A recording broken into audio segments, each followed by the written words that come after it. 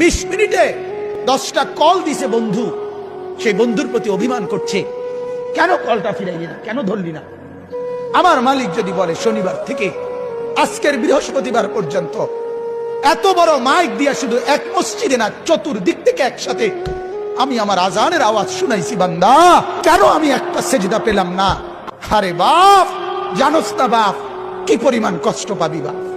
নওজোয়ান, সুপ্ত জীবনে তেমন কিছু পাইলি না, কষ্ট কিন্তু পাবি অনেক। নারীর পিছনে পড়ে খুব বেশি কোনো সুখ কেউ পাও নাই, আমরা জানি, আমরা বুঝ আছি।